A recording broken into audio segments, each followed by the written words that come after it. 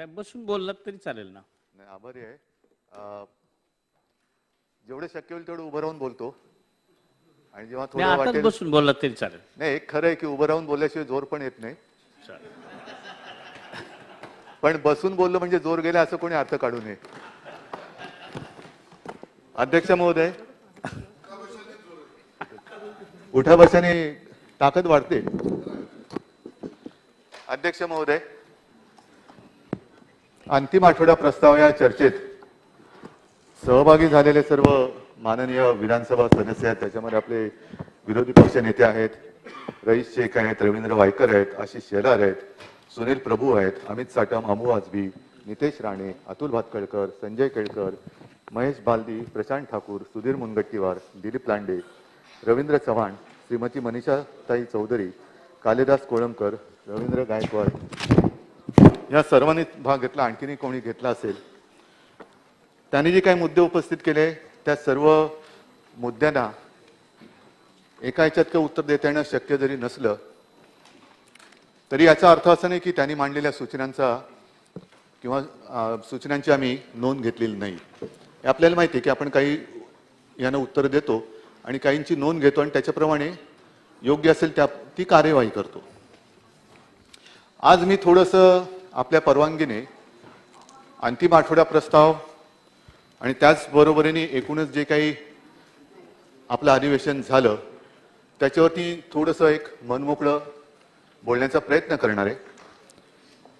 आणि हे मी बोलणार आहे ते तळमळीने बोलणार आहे, कारण मला असं खोटं बोलता येत नाही. अध्यक्ष महोदय, राज्यपालांच्या अभिभाषणापासून जर का आपण सुरुवात केली तर मला एका गोष्टीचं खरंच दुःख आहे, खेद आहे. राज्यपाल हे एक संविधानिक पद आहे आणि त्याचं महत्त्व काय आहे आमच्यापेक्षा विरोधी पक्षांना जास्त माहिती आहे. कारण वेळोवेळी नाही, तो तुमचा अधिकार पण आहे की वेळोवेळी मी कागाळ्या नाही म्हणणार पण तक्रार करण्यासाठी हक्काने राज्यपालांकडे केवळ विरोधी पक्षच नाही तर राज्यातला कोणी नागरिक जाऊ शकतो, तो जात असतो आणि त्यांनी जायला पाहिजे. पण दुर्दैवाने या सगळ्या गोष्टी आपण जशा पाळतो, अधिकार आपण मानतो, तशा काही प्रथा परंपरा ह्या सुद्धा आपण पाळल्या पाहिजेत. ठीक आहे, एखाद्या गोष्टीबद्दल तुम्हाला आक्षेप घ्यायचा आहे घेऊ शकता, एखाद्या गोष्टीबद्दल विरोधात मत नोंदवायचे नोंदवू शकता, पण निदान आपल्या राज्याची तरी एक संस्कृती आहे, प्रथा आहे, परंपरा आहे. राज्यपालांनी आपलं अभिभाषण म्हणजे सुरू केल्याबरोबर जो काही गोंधळ झाला तो राज्याच्या संस्कृतीला शोभनीय नव्हता. आपण निदान राज्यपाल महोदय काय बोलतायत हे तरी ऐकून घ्यायला पाहिजे होतं. हा, तेव्हा तुम्ही जो एक उल्लेख केला दाऊदचा उल्लेख, तो तेवढा पुरता नव्हता. नंतर संपूर्ण आठवडा आणि जवळपास महिनाभर आपलं अधिवेशन आहे, तो उल्लेख आपण रोजच करत आलेला आहे. म्हणजे देवेंद्रजी काल आपण कविता सांगितली तेच ते आणि तेच ते महिनाभर केलं तुम्ही. दाऊद एके दाऊद, दाऊद एके दाऊद, दाऊद दोणे कोण, हा भाग वेगळा, पण हे तुम्ही ते केलं. पण मला एक अशी अपेक्षा होती की ज्या वेळेला हक्काने आपण राज्य सरकारबद्दल काही तक्रारी आक्षेप राज्यपालांकडे नोंदवत असतो तेव्हा निदान आपलं सरकार, आपल्या राज्याचं सरकार हे काय करत आहे याच्या प्रगतीचा एक आढावा राज्यपाल आपल्यासमोर मांडत असतात. आपण जे काही मुद्दे मांडले, राज्यपालांचं भाषण ऐकलं तर नाहीच, होऊच दिलं नाही. राज्यपाल राष्ट्रगीताला सुद्धा थांबू शकले नाही, त्यांना थांबू दिलं गेलं नाही. म्हणजे हा एवढा मोठा घोर अपमान आजपर्यंत देशातल्या कुठल्या विधानसभेत क्वचितच झाला असेल. पण राज्यपालांच्या अभिभाषणातले मुद्दे जरी आपण पाहिले असते तरी राज्यपालांनी काय सांगितलं की त्यांनी सांगितलं माझे शासन हे समाज सुधारकांच्या आदर्शांचे अनुकरण करते. आता समाज सुधारकांच्या आदर्शांचं अनुकरण करते म्हटल्यानंतर त्यांचं भाषणच ऐकलं नाही तर समाज सुधारक कोण आणि आदर्श तरी काय आणि त्यांचं अनुकरण तरी आम्ही काय करणार, हा एक प्रश्न येतोच. त्याच्यानंतर महत्वाचा होता माझ्या शासनाच्या महाराष्ट्राच्या सीमावर्ती क्षेत्रातील मराठी भाषिक जनतेच्या हक्कासाठी उभे राहण्याचा निर्धार. याच्यासाठी आपण अनेकदा बोलले आणि अनेकदा तुम्ही मान्य पण केलेलं आहे. राहू शकलोय नाही शकलोय पण निदान ऐकायला तर पाहिजे होतं. छत्रपती शिवाजी महाराजांच्या पुतळ्याच्या विटंबनेचा आणि बेळगाव मधील मध्यवर्ती महाराष्ट्र एकीकरण समितीच्या अध्यक्षांवर शाई फेकल्याच्या कृत्याचा माझे शासन तीव्र निषेध करते. आता शासन म्हणजे केवळ एवढंच नाही, आपलं राज्य त्याच्यामध्ये सगळे आले, पण जो जो आपल्या छत्रपतींचा अपमान करेल त्याचा निषेधच नाही तर आणखीन पुढे काय कायद्यानुसार करता येणं शक्य असेल ते करण्याची आवश्यकता आहे. आता पलीकडे राज्य आहे ते शासन आपलं असलं, आपलं म्हणजे ज्यांनी हे भाषण होऊ दिले नाही त्यांचं असल्यामुळे हे बोलू दिलं नाही की काय, हा एक प्रश्न महाराष्ट्राच्या शिवप्रेमी जनतेला पडलेलाच आहे. त्याच्यानंतर त्यांनी जे सांगितलेलं आहे आपण काय काय केलं, मग त्याच्यात कोविडमध्ये काय केलं, मग वैद्यकीय ऑक्सिजनची कमतरता असताना राज्याने कसा ऑक्सिजन मिळवला, केंद्राने त्यांना कुठून आणायला परवानगी दिली, हजारो किलोमीटर लांबून ऑक्सिजन आणायला लागला होता. आणि मी स्वतः तेव्हा VC मध्ये बोललो होतो माननीय पंतप्रधानांशी की हे फार जीवघेणा हा प्रकार म्हणजे अंतर. आधी मला काय माहिती नव्हतं कारण मी काय सर्वज्ञ नाहीये. मी त्यांना विचारलं ऑक्सिजन तिकडनं एअरलिफ्ट करून आणता येतो का, तर अभ्यास झाला आणि सांगितलं की तो अत्यंत ज्वलनशील असल्यामुळे ऑक्सिजन आणता येत नाही, पण निदान रिकामे टँकर आपण पाठवू शकतो. मग रिकामे टँकर एअरलिफ्ट करून तिकडे नेले आणि तिकडनं मग रेल्वेने म्हणा रस्त्याने म्हणा जसं असेल ते आणले गेले. रात्रंदिवस आपल्या शासनाची यंत्रणा ही कार्यरत होती, जिचा मला मुख्यमंत्री म्हणून अभिमान आहे की तीच यंत्रणा आहे. मुख्यमंत्री कोण मंत्री कोण कोणी असलं तरी यंत्रणा तीच असते. तीच यंत्रणा ही आपण त्यांना कसं वागवतो आहोत त्याच्याप्रमाणे काम करत असते. बाकी मी इतर काही डिटेल हे काही देत नाही, पण अनेक योजना ह्या त्यांनी सांगण्याचा प्रयत्न ते किंवा सांगणार होते पण ते ऐकूच दिलं नाही. मग राज्याने काय केलं, पर्यावरण सगळेच आपलं एक जसं जेवणात आंबटवरण असतं तसं तोंडी लावायला बोलायला एक पर्यावरण हा भाग ठीक आहे, पण काम कोण करतंय, पर्यावरणाबद्दल खरंच कोणी गांभीर्याने काम करत आहे का, तर याही बाबतीत मला अभिमान वाटतो आणि आहेच. आणि तो अभिमान तुम्हालाही वाटायला काही हरकत नसावी, कारण स्कॉटलंड येथे झालेल्या 26व्या कॉप परिषदेमध्ये हवामान बदलाचा सामना करण्याचा महाराष्ट्राच्या प्रयत्नांची दखल घेतल्याने अंडर 2 कोलिशन लीडरशिप अवॉर्ड 2021 चा भाग असलेली प्रेरणादायी प्रादेशिक नेतृत्व पुरस्कार आपल्या शासनाने जिंकला आणि महाराष्ट्र हा पुरस्कार मिळवणारे भारतातील एकमेव राज्य आहे हे सांगायला मला अभिमान वाटतो, असं राज्यपाल म्हणालेले आहेत. राज्यपालांना अभिमान वाटतो राज्याचा. त्याच्यानंतर कोविडच्या काळामध्ये जे आपण नाही त्याच्या आधीच आपण शिवभोजन योजना सुरू केली आणि कोविडच्या काळामध्ये काही काळ आपण मोफत दिले, काही काळ आपण 5 रुपयांनी केलं, आता परत ती 10 रुपयांनी दिली, पण 10 रुपयांनी एक पूर्ण जेवण आपण देतोय ही सुद्धा मोठी अभिमानाची गोष्ट आहे. गोरगरिबांना 2 घास हे त्यांना मिळून देतोय, त्यांना परवडणाऱ्या दरात, हे फार मोठं काम करतोय. आणि आजपर्यंत साधारणतः 8 कोटीपेक्षा अधिक थाळ्यांचं वितरण छगनराव आपण या माध्यमातून केलंय. म्हणजे एवढी पोटं आपण भरतोय तेवढे आशीर्वाद आपल्याला मिळतात.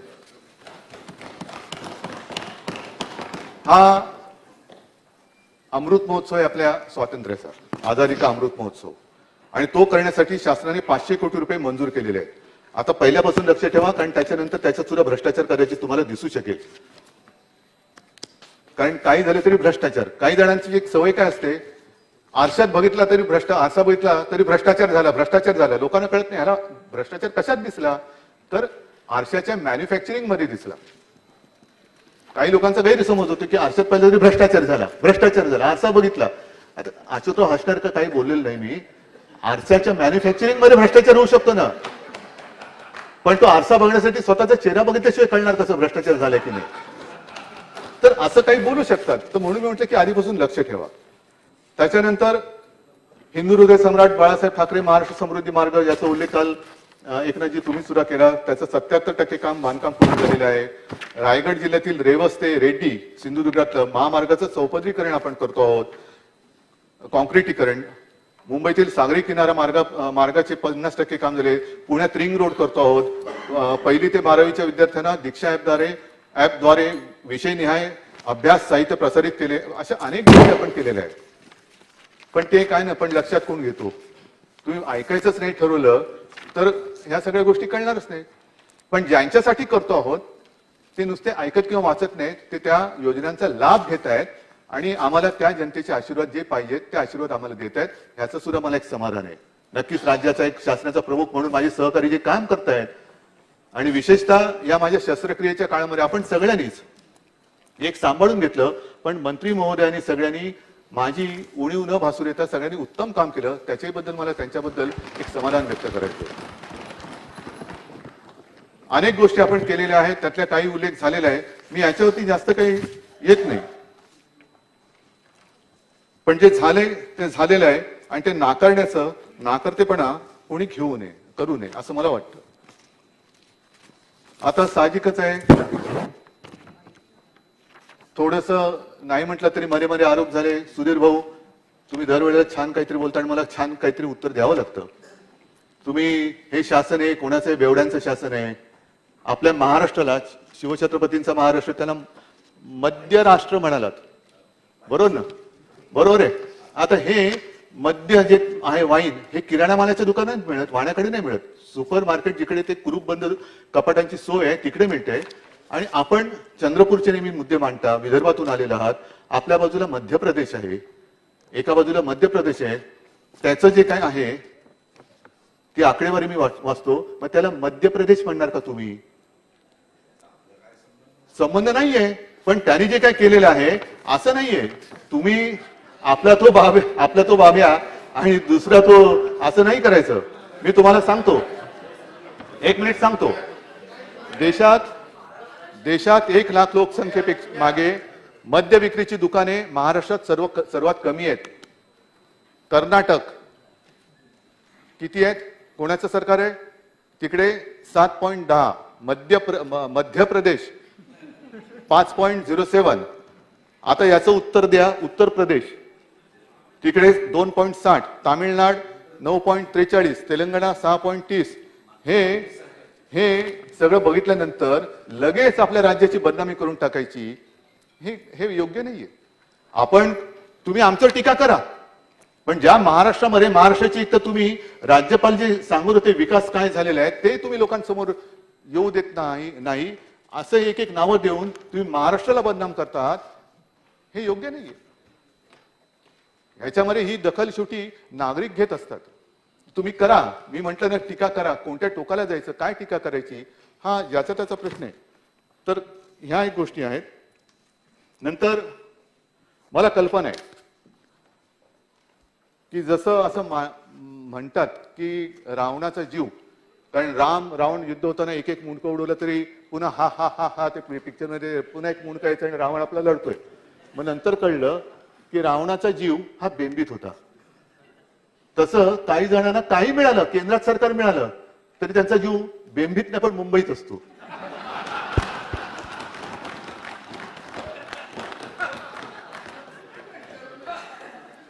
तो जीव मुंबईत असल्यानंतर मी समजू शकतो, कारण मुंबई सारखं शहर नाहीये. मी स्वतः पक्का मुंबईकर आहे, मुंबईत जन्मलेला आहे. त्याच्यामुळे माझ्या शहराचा जसा राज्याचा आणि देशाचा मला अभिमान आहे, तसंच मला माझ्या मुंबईचा अभिमान आहे. आणि माझ्या मुंबईमध्ये जे काय आम्ही करणार ते जगातलं सर्वोत्तम असलंच पाहिजे, हा माझा कटाक्ष असतो. आता मुंबईसाठी काय काय केलं, हा एवढं काही ही चौवड आहे, सगळी काय वाचण्याची आवश्यकता नाहीये. पण येता जाताना जे दिसतच नसेल त्यांना मला लक्षात आणून देण्याची गरज आहे. आता मुंबईमध्ये पब्लिक स्कूल, यापूर्वीच्या काळामध्ये महापालिकेची शाळा, म्युन्सिपालिटी स्कूल म्हणजे त्याला असंच झिडकारलं जाते, हा काय शिकला तिकडे. पण आज तुम्हाला अभिमानाने सांगतो मी की महापालिकेच्या शाळांमध्ये सुद्धा आपल्या पाल्याला ऍडमिशन मिळावी, प्रवेश मिळावा म्हणून बाहेर रांग लागलेली असते. ही कदाचित देशातली एकमेव महापालिका असू शकेल. 8 भाषांमधून शिक्षण देणारी जगातील एकमेव महापालिका आहे. 8 भाषातून देणारी जगातील एकमेव आहे. 480 शाळांमध्ये व्हर्च्युअल ट्रेनिंग देतोय. अद्ययावत अभ्यासक्रम असलेल्या टॅबची आपण वापर करतोय टेंडर काढून. घनकचरा व्यवस्थापन करतो आहोत. मागील 2 वर्षांमध्ये झोपडपट्ट्यांमध्ये 15,000 पेक्षा अधिक शौचालय बांधून पूर्ण केले, तर 8,000 पेक्षा अधिक शौचकूपांचे बांधकाम प्रगतीपथावर आहे. जर कोणाची तयारी असेल तर उद्घाटनासाठी आम्ही आमंत्रण देऊ शकतो. शून्य कचरा निर्माण करणाऱ्या इमारतींना मालमत्ता करात 5% सूट. तसंच आपल्याला हे देखील माहिती आहे की 500 स्क्वेअर फुटापर्यंत ज्यांची घरं आहेत त्यांना आपण मालमत्ता करातून पूर्ण सूट दिलेली आहे. अर्धवट दिलेली जी पूर्वी होती तीही काढून टाकली आणि पूर्ण सूट दिलेली. आरोग्यासाठी तर आता नवीन एक योजना सुरू केलेली, कारण अनेक जणांना टेस्ट करून घ्यायचे असतात, पण त्या टेस्ट करणं परवडत नाही. म्हणून आम्ही निवडक दवाखान्यांमध्ये हिंदू हृदय सम्राट बाळासाहेब ठाकरे आरोग्य केंद्र योजना, जिकडे जवळपास 139 प्रकारच्या वैद्यकीय चाचण्या या काही मोफत तर काही नाममात्र दरात आम्ही करून देतो आहोत. कर्करुग्णांवरती उपचारांसाठी अद्ययावत प्रोटॉन थेरपी उपचार उपलब्ध करणार अशी सुविधा करणारी ही देशातील पहिली महापालिका आहे. ह्याचं सुद्धा एक आपल्याला दखल घ्यायला पाहिजे. आणि कोविडच्या बाबतीत म्हणाल तर त्याच्यावरती मी पुढे म्हणणार असत, आपण जे काय आरोप केले त्याला मी उत्तर देणार आहे. परंतु मुंबईने जे काय केलं, खास करून मुंबईने जे केलं ते मुंबई मॉडेल म्हणून जगभरात प्रसिद्ध झालं. उच्च न्यायालय, सर्वोच्च न्यायालय यांनी मुंबई आणि महाराष्ट्राने जे काम केलं त्याची तारीफ केलेली आहे. आता कोविड मधनं लोक बरे होतात, पण द्वेषाची कावीळ जर कोणाला झाली असेल तर त्याचा उपचार हा आपल्याला कोणत्या दवाखान्यात अजून करता येत नाही. कावीळ बरी होते, पण द्वेषच झालाय, द्वेषाची कावीळ आहे, बरी कशी करणार? काय करू शकत नाही त्याला, त्याच्याकडे आमच्याकडे उत्तर नाहीये. जम्बो सेंटर सुरू केलं. मला ह्याही बद्दल एक सांगायचंय की जेव्हा कोविडने पहिलं पाऊल आपल्या राज्यात टाकलं आणि इतर देशात संपूर्ण, मला स्वतः आपले माननीय पंतप्रधान बोलले होते की उद्धव देखो ये इटली में क्या चल रहा है, लोग रस्ते पे मर रहे, उठाने के लिए कोई नहीं है. ती एक धोक्याची घंटा त्यांनी तेव्हाच माझ्या लक्षात आणून दिली होती. आणि जेव्हा कोविडने पहिलं पाऊल टाकलं त्याही वेळेला आपलं अधिवेशन सुरू होतं, अर्थसंकल्पीयच होतं वाटतं. आणि त्याच वेळेला टोपे साहेब आपणही होतं, सगळेच होतो, पण आपण एक निर्णय घेतला की तातडीने इकडे तिकडे करण्यापेक्षा फील्ड हॉस्पिटल आणि ती सुद्धा जम्बो ही उभारण्याची गरज आहे. मी तर सांगितलं होतं की लागली तर लष्कराची मदत घ्या, काय कमी पडत त्याच्यात वाटण्याचं कारण नाही, पण त्याही बाबतीत आपल्या यंत्रणेने स्वतःच्या ताकदीने, स्वतःच्या हिमतीने जम्बो कोविड सेंटर्स उभारली. मला तरी माहिती नाहीये की देशात आणखीन कोणी कशी तिकडे उभारली असतील. पण जम्बो कोविड केअर सेंटर जर का आपण उभारली नसती तर जयंतराव कदाचित असं होऊ देणार नाही. पण काही ठिकाणी किंवा एका ठिकाणी झालं की नदीमध्ये मृतदेह टाकण्यात आले, तसं आपण होऊ नाही दिलं. आपण असं होऊ नाही दिलं. आपण जे काय करता येणं शक्य होतं ते केलं आणि यापुढे सुद्धा करू. कोविड येऊ नये, येणार नाही अशी प्रार्थना आहे, पण जनतेच्या हितासाठी आम्ही वाटेल ते करू आणि तसं आम्ही ते केलं. त्याच्यानंतर काल सुद्धा बोलताना बरेच मुंबईचे विषय मार्गी लावलेत. ज्यांची घरं होत नव्हती त्यांची घरं एकनाथजी थोरात साहेब आणि जितेंद्र आपण सगळ्यांनी पुढाकार घेऊन ते धोरणामध्ये काय बदल करायचा, नवीन धोरणं काय करायची, त्यांच्या घराचा प्रश्न आपण मार्गी लावलेला आहे. पत्राचाळ पुनर्विकासाचे भूमिपूजन त्याचं झालेलं आहे. मराठी भाषा भवन दृष्टिक्षेपात नाही, बरोबर आहे, कारण येत्या 2 तारखेला त्याचं भूमिपूजन होतंय. आणि गिरगाव येथे म्हणजे आपल्या या कुठेकडनं ते पण झालेलं येता जाताना ते होर्डिंग दिसत असतील, तिकडे दिमागदार मराठी भाषा भवन उभारण्यासाठी कार्यवाही 2 एप्रिलला सुरू करतोय. बीडीडी चाळीचा प्रश्न रखडला होता, तो मार्गी लावलेला आहे. डबेवाला भवनासाठी त्यांना आपण जागा दिलेली आहे. वर्डी डेअरीच्या जागेवरती एक जागतिक आंतरराष्ट्रीय दर्जाचं मत्स्यालय आपण उभं करतो आहोत. त्याची जी काय प्रक्रिया आहे ती होत आलेली आहे आणि त्याची सुद्धा सुरुवात लवकरच होईल. असे अनेक काम आहेत. मेट्रोच्या बाबतीत सुद्धा मेट्रो आपण ती आरेची जर जागा वादग्रस्त आहेच, तिला आपण पर्याय मागितलेला आहे कांजूरचा. अजूनही केंद्र काय द्यायला तयार नाही, पण त्याच्यासाठी सुद्धा आपण पर्याय काढून मेट्रोचं काम आपण बंद नाही पडू दिलेलं आहे, आणखीन वाढवतो आहोत. या कांजूरच्या बद्दल मी मागे सुद्धा एकदा बोललो होतो, त्याचा पुनरुच्चार करण्याची गरज नाही. पण एक आक्षेप जो आपल्याकडनं घेण्यात आलेला होता की मेट्रोच्या कामात 10,269 कोटी वाढीचा प्रस्ताव, हा प्रस्ताव देवेंद्रजी आपल्या काळात सप्टेंबर 2018चा आहे, आमच्या काळातला नाही आहे. हे कशासाठी वाढलंय त्याची सुद्धा एकनाथजी आपण चौकशी लावा. काय वाढलेलं आहे, खरं असेल तर भाग वेगळा, पण नेमकं अचानक 10,000 कोटी वाढला कसा, काय त्याच्या मागे? मुंबईमध्ये जसं समुद्र आहे, पण याच्यात काय पाणी मुरते का ते पण बघून घ्या, मुरलंय का ते बघून घ्या. त्याच्यानंतर सौर ऊर्जा प्रकल्प आपण करतो आहोत. आणखीन काय काय गोष्टी आहेत, हे मी सगळं वाचून झालेलं आहे. पर्यावरणाच्या दृष्टीने त्या इलेक्ट्रिक बसेस चार्जिंगच्या त्या सुद्धा आपण आणतो आहोत.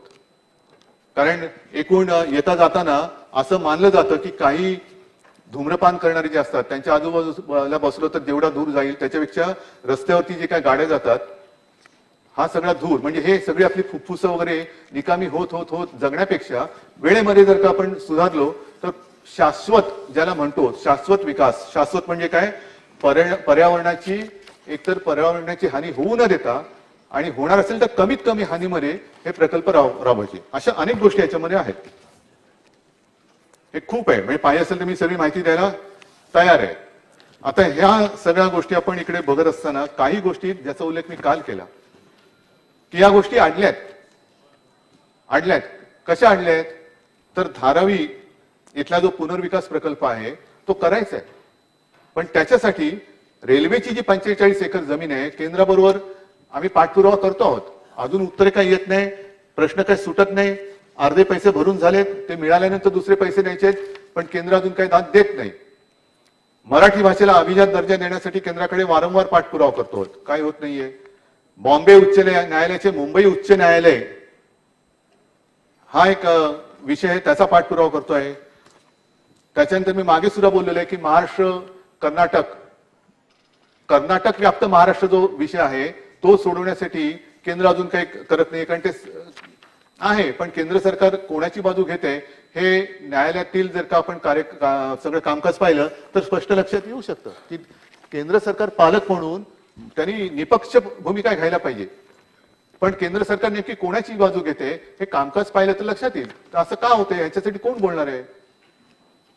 तर ह्या गोष्टी मुंबईच्या झालेल्या आहेत. आता दुसरा जो महत्वाचा मुद्दा, एक 2-3 आरोपांबद्दलच मी बोलणार आहे. दहिसर इथला भूखंड. दहिसर इथल्या भूखंडाबद्दल कोणी कसा पाठपुरावा केला होता, कुठून हा सुरू झाला, आणि त्याचा पाठपुरावा जर म्हणाल तर साधारणतः 2011 पासून सुरुवात झाली होती महापालिकेमध्ये. देवेंद्रजी आपल्याला कल्पना आहे, कारण आपली या एका पत्रावरती सही आहे. एमसी बीएमसी त्यांनी तुम्ही म्हटलंय do the needful, examine and do the needful ते म्हटलेलं आहे. त्याच्यानंतर त्यावेळेचे तुमचे विधान परिषदेचे धनंजय मुंडे, आता विधान परिषदेचे विरोधी पक्ष नेत्यांचा त्यावेळेचा उल्लेख इथे केला तर चालेल ना. अगदी केरळाचं उत्तर तामिळनाडूला दिल्यासारखं नाही ना होणार. मी विचारतो, मला माहिती नाही ह्या गोष्टी. तर त्याने एक पत्र लिहिलं होतं, त्याच्यावरती तुम्ही उत्तर दिलेलं आहे. अजय मेहतानी नाही म्हटलं का, तर तसंही नाहीये. अजय मेहतानी सुद्धा त्याच्यावरती त्यांची टिप्पणी दिलेली आहे. मग करता करता करता त्याची किंमत वगैरे ठरवतं कोण. चंद्रकांत दादा तुम्हाला कल्पना आहे, कारण महसूल खातं त्यावेळेला आपल्याकडे होतं. ती जी काय जमिनीची किंमत ठरवणारी जी यंत्रणा असते ती आपल्या खात्याकडे होती. त्यांनी ती किंमत ठरवली. ती किंमत दिली गेल्यानंतर पुन्हा त्याच्यावर त्यांनी वाद केला, तर कोर्टात गेलाय. आता आपण असं म्हणतोय की तो तर किती 900 कोटी मागतोय, आपण त्यांना 349 कोटी दिले. पण हा सगळा जो पाठपुरावा आहे त्याची सुरुवात मनीषाताई आपण केली होती. आपण फोटो सुद्धा ट्विट केला होता या दहिसरच्या हॉस्पिटलच्या बाबतीत. हा, मला वाटलं तुम्ही आता तुमचं मत बदलले की काय. हॉस्पिटल हवं की नको, हवं ना, हवं की नको. नाही ते आशिष बोलते बोलू नका, पण तुमच्या वॉर्डाचा प्रश्न आहे, लोक तुम्हाला विचारणार आहेत, आशिषला नाही. हॉस्पिटल हवं की नको. नाही एक मिनिट, तुमचं म्हणून हा सांगा.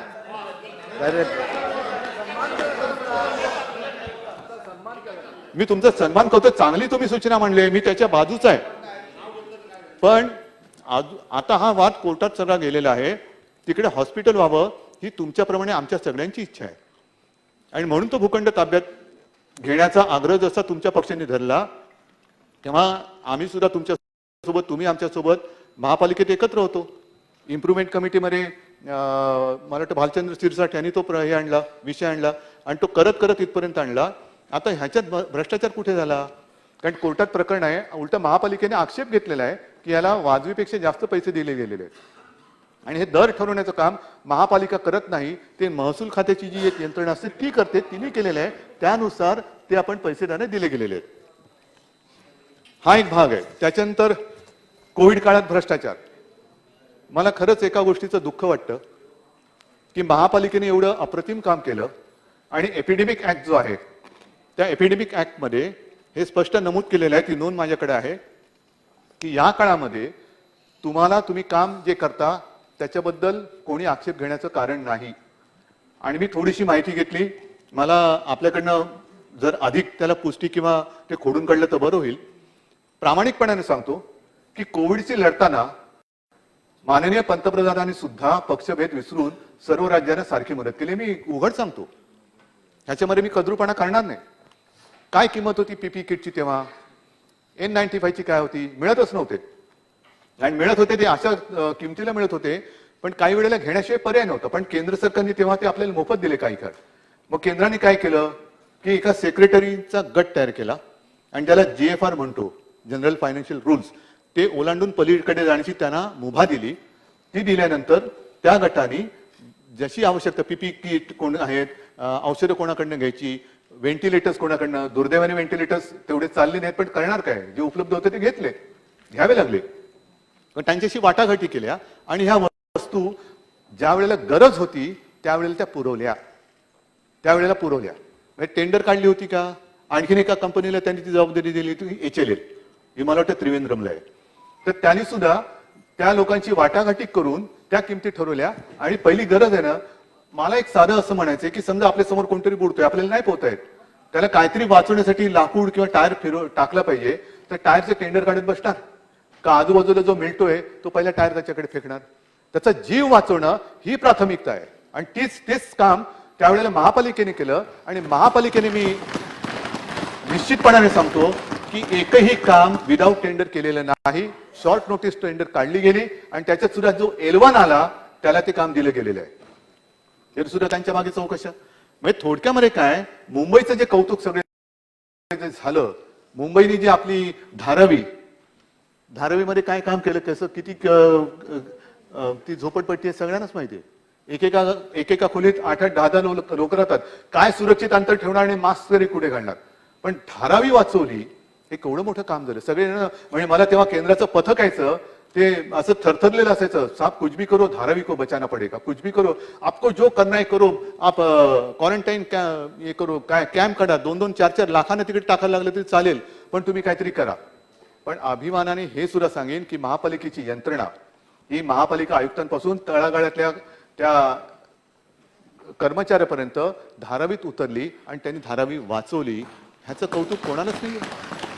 कौतुक नका करू, पण निदान एक ती जी काय म्हणे ना, घरच्या म्हातारीचे काळ, ते तरी होण्याचं पाप करू नका. महापालिकेने काम केलं. हा, जिकडे तुम्हाला वाटलं की इकडे उणी राहिली सांगा तुम्ही, पण भ्रष्टाचार केला, कुठे भ्रष्टाचार याच्यामध्ये? तसंच तुम्ही आणखीन एक जो मुद्दा काढला तो STPचा, जो शहराच्या दृष्टीने अतिशय महत्वाचा आहे आणि तो झालाच पाहिजे, तो करणारच. पण आमचं सरकार येण्याच्या आधी 8 ते 9 वेळा ही टेंडर काढून रद्द करण्यात आली. त्याची कारणं सुद्धा सगळ्यांना माहिती आहे, कारण महापालिका आम्ही बघत होतो, सत्तेत सुद्धा आम्ही तुमच्यासोबत होतो. काही वेळेला जी एक त्याला काय म्हणायचं, एक संस्था असते किंवा ज्यांच्याकडे जो अधिकार असतो, ती त्यांचे नॉर्म्स आणि निकष हे बदलत होते. म्हणून निघालेली याला माझ्यापेक्षा आदित्यला जास्त माहिती. तर त्यांनी ते निकष बदलले म्हणून टेंडर आपल्याला रद्द करावी लागली. मग हे सरकार आल्यानंतर पुन्हा टेंडर काढली. त्यांच्या सगळ्या त्या नवीन बदललेल्या नियमानुसार, अत्याधुनिक तंत्रज्ञानानुसार ही सगळी नवीन टेंडर काढली. उघडल्यानंतर असं लक्षात आलं की जेवढी किंमत आपल्याला एक प्रस्तावित होती, एवढ्या किमतीमध्ये व्हायला पाहिजे, त्या किमतीच्या 60 ते 75% ही अभाव आली. 60 ते 75%. मग काय केलं? महापालिकेने IIT कडे पाठवलं की हे तुम्ही बघा, आमचं चुकलंय का त्यांचं चुकलंय. आणि त्यांनी पूर्ण अभ्यास केला, त्या लोकांचं प्रेझेंटेशन घेतलं आणि मग त्यांचा अभिप्राय दिला की महापालिकेचं चूक नाहीये, यांचं चूक आहे. मग ती टेंडर पुन्हा रद्द केली. आता पुन्हा नव्याने टेंडर काढली. नव्याने टेंडर काढल्यानंतर मधल्या काळामध्ये ह्याला जो विलंब झाला, तो विलंब कशामुळे झाला हा एक भाग झालाच. पण कोर्टामध्ये काही स्वयंसेवी संस्था गेल्या, मग सुप्रीम कोर्टाने त्याच्यात दखल घेतली आणि सुप्रीम कोर्टाने सांगितलं की यापुढे ही संपूर्ण जी काही प्रोसिजर आहे, प्रोसेस आहे, हे आम्ही आमच्या निगराणीखाली करणार. मग त्यानुसार अध्यक्ष महोदय जी टेंडर आलेत त्यातलं टेक्निकल बिड माझ्या माहितीप्रमाणे गेल्या सोमवारी उघडलं गेलं आणि जे कमर्शियल आहे ते येत्या काही दिवसात उघडणार आहे आणि सुप्रीम कोर्टात पाठवणार आहे. मग जिथे अजून ते उघडलं गेलेलं नाहीये, एक पैसा त्याच्यात खर्च झालेला नाहीये, तर त्या पाकिटामध्ये भ्रष्टाचार झाले तुम्हाला कसं कळलं? त्यातला पेन ड्राईव्ह तुम्हाला कोणी दिला? हा निराधार आरोप आहे. म्हणजे आरोप करा, पण आरोप करताना काहीतरी त्याला आधार ठेवा. हीच जर का तुमची माहिती आणि त्या माहितीच्या आधारे तुम्ही कागदपत्र देणार असाल आणि मंत्र्यांचे राजीनामे मागणार असाल तर मग हा अन्याय. आणि मला एका गोष्टीचं आश्चर्य वाटतं, थोडंसं त्याच्यावरती नंतर मी बोलणारच आहे. पण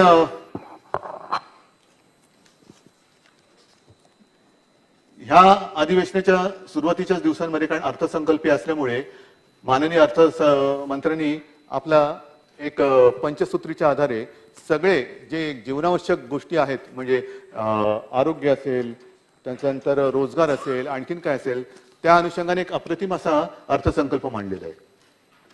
अप्रतिम आहे, म्हणजे चांगलं आहे. जे काय आता करता येणं शक्य आहे या सगळ्या कठीण काळामध्ये, त्या सगळ्यांची दखल घेऊन तो अर्थसंकल्प मांडलेला आहे.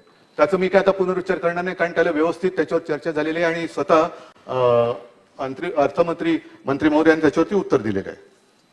आता मला काय म्हणायचंय, हे थोडं सगळं झाल्यानंतर प्रतिमा आणि बदनामी, टीका मी समजू शकतो, मी टीकेला घाबरत नाही, अजिबात नाही, आणि बदनामीला पण घाबरत नाही, कारण मी जो आहे हा असा आहे आणि तो लोकांना मला माहिती आहे मी कसा आहे, त्याच्यामुळे बदनामीला घाबरत नाही.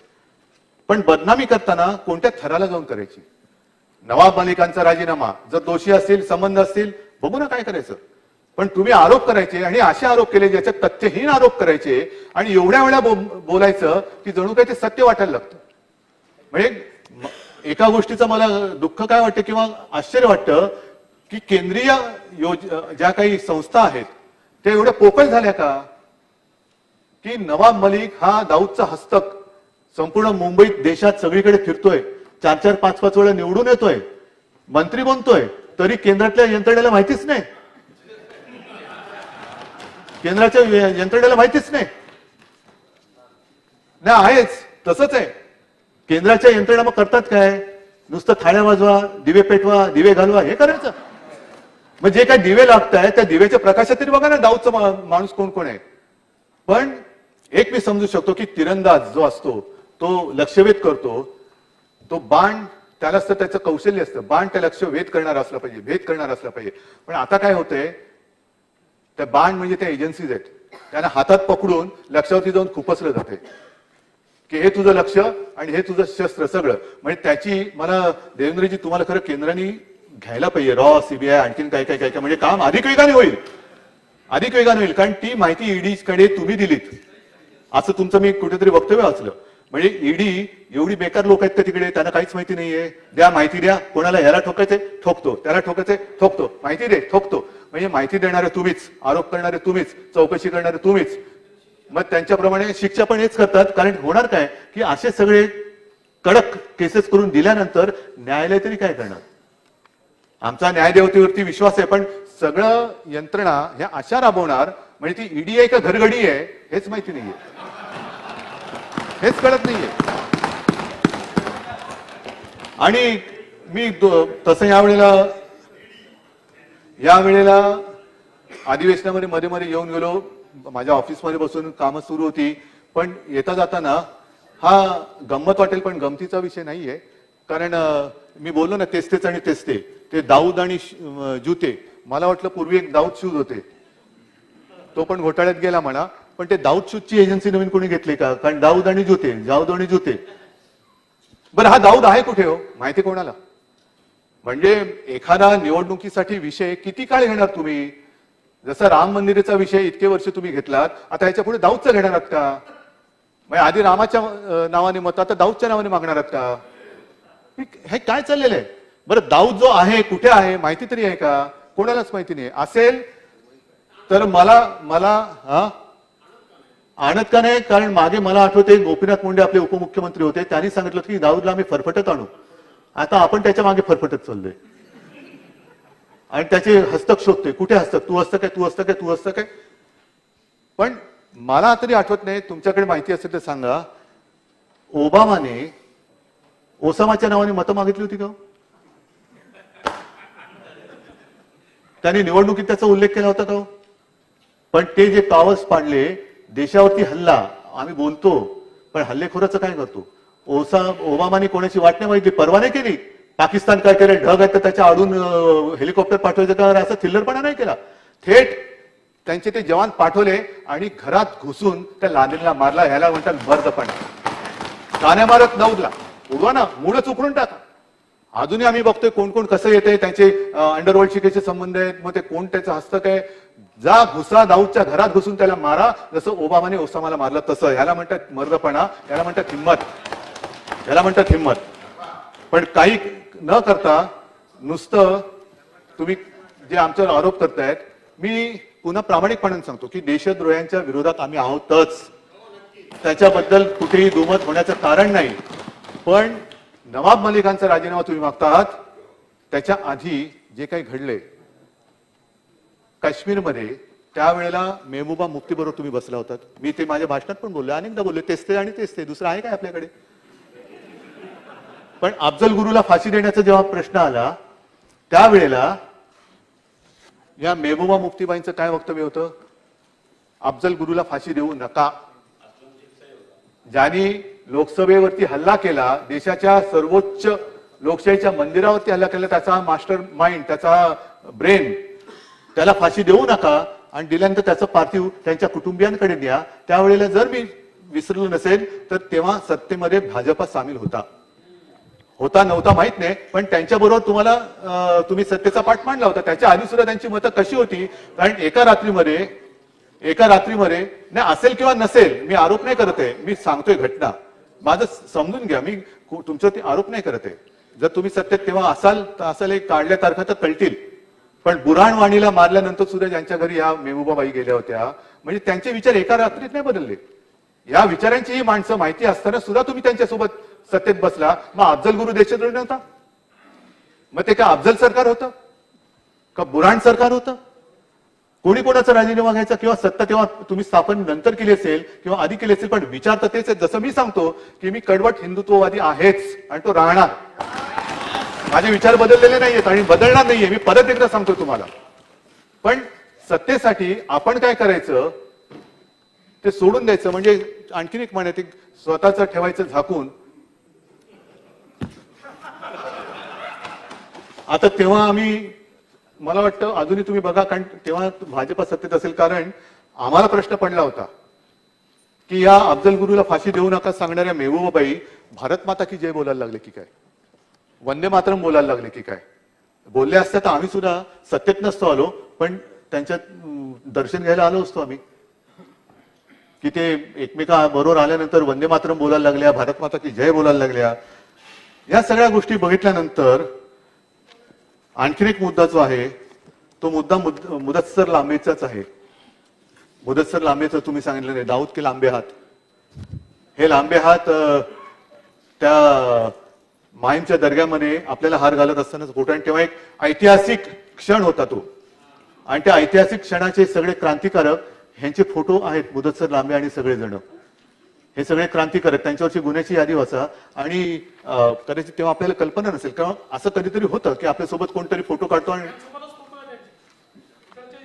नाही, आता परवा तुम्ही माझा त्या याच्याबरोबर फोटो दाखवला ना, मग तसा माझा तुमच्यासोबत फोटो आहे, मोदीजींबरोबर सोबत आहे, अमितजींबरोबर सोबत आहे. त्यांनी काय होत नाही, पण किमान आपण बोलताना फोटो बद्दल काय नाही. कारण मागे एकदा असं म्हटलं होतं की फोटो कधी कोणी लग्नात फोटो काढला म्हणून काय तो त्याच्या आणि त्याचे काही संबंध लावता येतील असं नाहीये. पण विशेष म्हणजे त्या नेमणुकीचं पत्र, कारण ती निवडणूक त्याची प्रक्रिया मला वाटतं दादा आपण सगळी सांगितली, पण त्याच्यावरती सही जी आहे ती सही तत्कालीन जे मंत्री होते त्यांनी हिरव्या शाहीमध्ये केलेली आहे. आता तो हिरवी शाही योगायोग असू शकेल, आणि ते म्हणजे आताचे तुमचे राष्ट्रीय सरचिटणीस विनोदजी तावडे, त्यांची सही आहे त्याच्यामध्ये. तर तो पण कागद माझ्याकडे. तर ह्या काही काही गोष्टी आपण समजून घेतल्या पाहिजेत एकमेकाला. धर की ठोक, धर की ठोक, धर की ठोक, हे बरोबर नाहीये. याने कोणाचंच काय होणार नाहीये. नुसता आरोप करून राज्य चालू शकत नाही. एखाद्याला तू वाईट आहेस हे सांगण्यासाठी तू स्वतः किती चांगला आहेस हे लोकांना सांगावं लागतं, दाखवून द्यावं लागतं. तो सांगेल की हा किती वाईट आहे. पण तू काही केलं नाही, तू काही केलं नाही, तू काही केलं नाही. अरे मग तू तरी काय केलं ते तर सांग. पण तुम्ही जर का तेच केलं असेल कळत न कळत, मग हा कसा वाईट, हा कसा काय वाईट होऊ शकतो. आणि म्हणून मला असं वाटतं की आता जे काय चाललेलं आहे, एक गोष्टी आधी बोलून मग केल्या जातात. आता मध्ये हर्षवर्धन पाटील जे पहिले तुमच्याकडे होते, त्यांना झोप लागत नव्हती, मग झोपेचं औषध घेतलं. तिकडे जाऊन झोपायला लागले. हा अनुभव त्यांनी कानात नाही सांगितलेला आहे, एका सभेत सांगितलेला आहे की, आणि त्यांचं मी पण सांगितलेलं की ते कधी कधी टीव्ही लावल्यावरती ते जाहिरात येतात, पहिले मुझे नींद नाही आती थी. तर असं काय तुमच्याकडे झोपीचं औषध आहे मला कळत नाही. आणि मागे एकदा गडकरी बोलले होते, म्हणजे आता मला खरं सांगा, आम्ही इकडे सगळे बसलेले भ्रष्टाचारी आहोत, आम्ही सगळी दाऊदची माणसं आहोत, पण तुमचा सकाळचा सत्तेचा प्रयोग यशस्वी झाला असता तर नवाब मलिक आणि अनिल देशमुख तुमच्या मांडीला मांडी लावून बसले असते की नाही? आम्ही जर का तुमचा गळ्यात पट्टा बांधला असता तर जे काही तुम्ही आमच्या कुटुंबांची बदनामी करताय ही अत्यंत नीच, निंदनीय आणि अत्यंत विकृत अशी गोष्ट आहे की एकमेकाच्या कुटुंबाची विकृत बदनामी करणं. अरे सर, मर्द असेल तर मर्दासारखं ये अंगावर, बघतो तू आहे आणि मी आहे. पण तुमच्या सत्तेचा दुरुपयोग करून, तुम्ही त्या संस्थांचा दुरुपयोग करून, म्हणजे महाभारतामध्ये शिखंडीचा उल्लेख आहे. तो शिखंडी कोण होता मी सांगण्याची गरज नाही, लढण्याची ताकद नाही, मग शिखंडीला मध्ये टाकलं. आता कळतच नाही शिखंडी कोण आहे आणि मर्द कोण आहे, कोण कोणाच्या आडून लढतोय. याला मर्दपणा नाही म्हणत, नामर्दपणा म्हणतात. हिंमत असेल तर समोरासमोर या आणि लढा. हे यंत्रणा वापरायच्या, घराघरातल्या कुटुंबियांना बदनाम करायचं, धाडी टाकायच्या, हे काय? आणि मागे नितीन गडकरी बोलले होते की आमच्याकडे वाल्याचा वाल्मिकी होतो, वाल्याचा वाल्मिकी होतो. मग जसं ईडीचं काम ते मनी लॉन्ड्रिंग असतं, तसं तुमच्याकडे काही ह्युमन लॉन्ड्रिंगचं काम आहे का? की बरबटलेला माणूस घ्यायचा, त्याला म्हैसूर सँडल सोप लावायचा आणि छान अत्तर बित्तर लावून झाला बघा कसा सुंदर. हे ह्युमन लॉन्ड्रिंग तुम्ही सुरू केलेलं आहे का? ह्या सगळ्या गोष्टी आहेत ना. आता एकच मला जे सांगायचंय की आता हे सगळं झालं, ह्युमन लॉन्ड्रिंग झालं, हे सगळे जे काही होतंय हे असं समजू नका की कोण बघत नाहीये, कोणाच्या लक्षात येत नाहीये. कारण जसं आपल्या पोरांचे चाळे थेर बघू न शकणारा त्यांचा पिता आंधळा धृतराष्ट्र होता, तसा हा धृतराष्ट्र नाही, हा छत्रपतींचा लढणारा महाराष्ट्र आहे. हा महाराष्ट्र आहे, हा महाराष्ट्र आहे. आणि ह्या अशा वाटेला जाऊ नका, यातनं कोणाचंच काही होणार नाहीये, कोणाचंच भलं होणार नाहीये. आणि म्हणून मला असं वाटतं की हे सगळे जे काही चाललंय ना, हे आता मी घाबरलं म्हणून नाही सांगत आहे, त्याच्यावरती सुद्धा पुढे बोलणार आहे. पण यातनं काहीच होणार नाही. लोकांना आपण काय देणार आहोत, ही संधी आहे. अनेकांची स्वप्न इथे येण्याची असतात, ती संधी प्राप्त त्यांना होत नाहीये. आपल्याला संधी मिळालेली आहे. संधीचं सोनं करायचं का माती करायचं हे ठरवा. काय असतील ना मतभेद सांगा, काही सूचना असतील सांगा, काही नवीन कल्पना असतील सांगा, कोण आमच्यात गुन्हेगार असेल जरूर सांगा, पण उगाच काहीतरी बदनामी करू नका. आणि म्हणून मी आता जे बोलतोय की तुम्हाला सत्ता पाहिजे ना, म्हणून तुम्ही हे ताण तणाव कुटुंबियांना तणावाखाली ठेवायचं, मग ह्याला अटक करायची, त्याला बेलच मिळू द्यायचं नाही, हे सगळे चाललेत ना. चला मी या सगळ्यांच्या समोर सांगतो, तुम्हाला सत्ता पाहिजे ना, उगाच तुम्ही काही गोष्टी करू नका. पेन ड्राईव्ह गोळा करायला जाऊ नका. पेन ड्राईव्हचा खप उगाच वाटतो, ज्यांना गरज असते त्यांना मिळत नाही, त्यांना राहू द्या. पेन ड्राईव्हची गरज नाहीये. मी म्हणतो मी तुमच्या सोबत येतो, मी येतो तुमच्यासोबत, सत्तेसाठी नाही येत. तुम्ही जे आता चाळे केलेले आहेत सगळे माझ्या कुटुंबियांची बदनामी करायची, त्यांना उगाच त्यांच्या काहीतरी काय मालमत्तेवरती टाच, आज ह्याच्यावरती टाच त्याच्यावरती टाच, ह्या टाचेला मी काही घाबरत नाही. कारण शाळेमध्ये मला छत्रपतींची कविता होती, खबरदार जर टाच मारुनी उडविन चिंधड्या राई राई एवढ्या. त्याच्यामुळे मी टाचेला नाही घाबरत. पण मी तुमच्या बरोबर येतो, टाका मला तुरुंगात. माझ्यावरती जायचं नाही, या ना मग. कुटुंबाशी कशाला बदनामी करताय? आम्ही कधी तुमच्या कुटुंबियांची बदनामी केली? कधी तुमच्या कुटुंबियांच्या काही भानगडी असतील आहेत असं म्हणत नाही, तर आम्ही काढण्याचा प्रयत्न केलेला आहे. मी येतो तुमच्या बरोबर, तुम्ही टाका तुरुंगात. मग तुमच्या फुरसतीने मग ते सगळे आरोप गोळा करा, ते पण करू नका, कारण त्याची गरज नाही. कारण खुलासे करून उपयोग नाहीये, खुलासे करून कुठे ऐकलं जात नाहीये. काही गोष्टी सादर केल्या तरी त्या नाकारल्या जातात. मग ह्याचं शेपूट त्याला, त्याचं शेपूट त्याला करून पुरावे सगळे गोळा केले जातात आणि कोर्टासमोर नेले जातात. कोर्ट काय करणार, समोर आहे त्याच्याप्रमाणे दे शिक्षा. पण एवढंच जर का तुम्हाला जीव जळत असेल तर मला टाका तुरुंगामध्ये, मी तयार आहे. पण एक गोष्ट लक्षात घ्या, थोडस मग मी भावनिक बोलतो आणि हिंदुत्ववादी बोलतो. तुरुंग कोणता, आर्थर रोड, तिहार वगैरे नाही. जसं बाबरी मशिदीच्या खाली राम मंदिर होती, राम जन्मभूमी, तसं जर का कृष्ण जन्मभूमीचा शोध तुम्हाला लागला असेल, तो तुरुंग असेल ना, त्या तुरुंगात मला टाका. मी कृष्णाचा अवतार नाहीये. मी कदाचित देवकीच्या पहिल्या 7 मुलांपैकी असेन, पण त्या तुरुंगात मी कृष्ण जन्माची वाट बघेन. पण मी जसं सांगतो की मी कृष्ण नाहीये, तसं तुम्ही सांगता आलं पाहिजे की तुम्ही कंस नाही आहात, नाही तर कंसामध्ये जाऊ नका. आणि ही माझी तयारी. काय तुम्हाला माझ्या कुटुंबियांनी पाप केली असतील, बाळासाहेबांनी काय उत्तर देणार? मग मी विचारतोय, बाळासाहेबांनी ज्यांना तुमच्या नेत्यानं वाचवलं ते तरी गेल्यानंतर बाळासाहेबांनी काय उत्तर देणार? ज्या वेळेला त्यांना सोबत कोणी राहू शकत नव्हतं, देशामध्ये सगळेजण सांगत होते की हे नको हे नको, तेव्हा बाळासाहेब एकटे त्यांच्या मागे राहिले होते की हे होता कामाने, हे तिकडेच राहिले पाहिजे. काय उत्तर देणार? की 2014 मध्ये सुद्धा युती तोडली, तुम्ही तोडली, तेव्हा मी हिंदू होतो. आज जर का तुम्हाला असं वाटतं की मी हिंदुत्वापासून फारकत घेतली, तर 2014 साली सुद्धा मी हिंदूच होतो, आजही आहे. आणि मी लपवलेलं नाही, माझ्या सगळ्या सहकार्यांना माहितीये, सगळ्या सहकार्यांना माहितीये. पण तुरुंगात टाकणार असाल तर सगळी जबाबदारी मी घेतो. माझ्या शिवसैनिकांची सुद्धा जबाबदारी मी घ्यायला तयार आहे. सगळ्यांच्या वतीने मी पाप घेतो, मला टाका तुरुंगात. पण जे शिवसैनिक बाकी सगळ्यांनी जेव्हा शेपट्या घातल्या होत्या, तेव्हा 92-93 साली ज्यांनी जीवावरती उदार होऊन जी मुंबई वाचवली, त्या शिवसैनिकांना सोडू नका. आणि आम्ही ऐकतोय म्हणून मला ते कळतच नाही, ते ह्या यंत्रणेचे दलाल आहेत की प्रवक्ते आहेत. हा तुरुंगात जाणार, अनिल देशमुख तुरुंगात जाणार, गेले तुरुंगात. नवाब मलिक तुरुंगात जाणार तुरुंगात. आता अनिल परब तुरुंगात जाणार तुरुंगात. उद्या किशोरी पेडणेकरने टाकणार. हे काय? कुठे कायदा सुव्यवस्था आणि लोकशाहीचा खून, ह्याच्या पलीकडे काय आणखीन असू शकतो? अघोषित निदान इंदिरा गांधींनी तरी आणीबाणी घोषित केली होती. ही अघोषित आणीबाणी, एवढा डरपोकपणा त्यांच्यामध्ये नव्हता. डरपोकपणाने आणीबाणी नाही राबवली, घोषणा केली आणीबाणीची. चांगली वाईट हा ज्याचा तो वेगळा भाग आहे, पण एक धारिष्ट लागतं, ते धारिष्ट त्यांच्यामध्ये होतं. आणि आज सुद्धा अनिल परब इकडे बसलेले आहेत. मी सगळ्यांना सांगतो की 92-93 साली पोलिसांनी आणि मिलिटरीच्या लष्करांनी हिंदूंना वाचवण्यासाठी जेव्हा अनिल परब गेले, तेव्हा भर रस्त्यात त्यानं गुरासारखं मारलेलं. तो त्याचं तुम्ही काय बांधकाम पाडताय, आणखीन काय पाडताय? जे पाडायचं ते पाडा, पण मग बांधकाम अनधिकृत पाडायची तर ती सगळ्यांची पाडा, कोणालाही पदराखाली घ्यायचं नाही, अजिबात नाही. पण अशी शिवसैनिक, किशोरी पेडणेकर सुद्धा आमच्या चळवळीतल्या शिवसैनिक आहेत.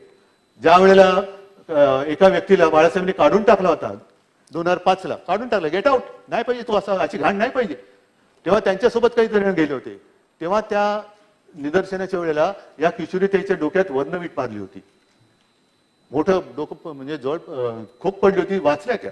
पण हे असे गुन्हेगार, महापालिकेमध्ये घोटाळा, मुंबई महापालिकेमध्ये घोटाळा, मग पिंपरी चिंचवडमध्ये सुद्धा त्या स्टँडिंग कमिटीच्या अध्यक्षाला घोटाळ्यामध्ये पकडलंच आहे ना. या सगळ्या गोष्टीचा म्हणजे म्हणून मी म्हटलं ना की वेगळेपण काय आहे हे पहिलं लक्षात घ्यायला पाहिजे.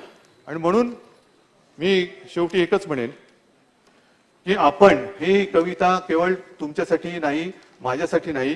ही कविता काल तुम्ही म्हटलात ती वेगळी होती.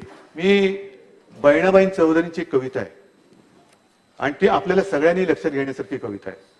माणूस माणूस मतलबी रे माणसा, तुले फार हवं तुझी हाकाकेला आशा.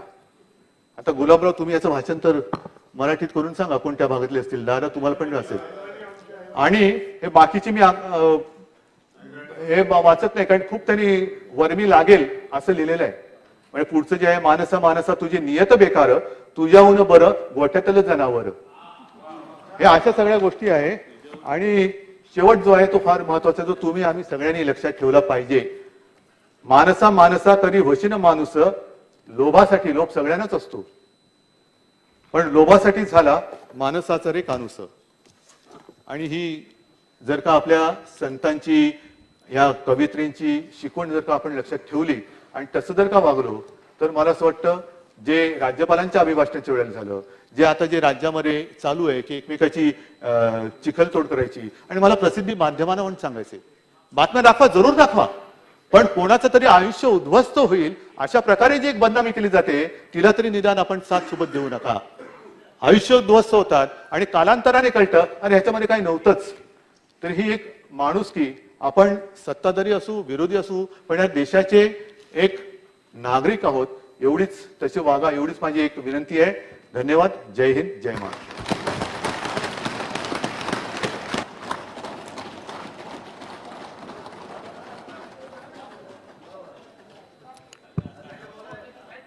माझं काय तुम्ही रिप्लाय देणार आहे का?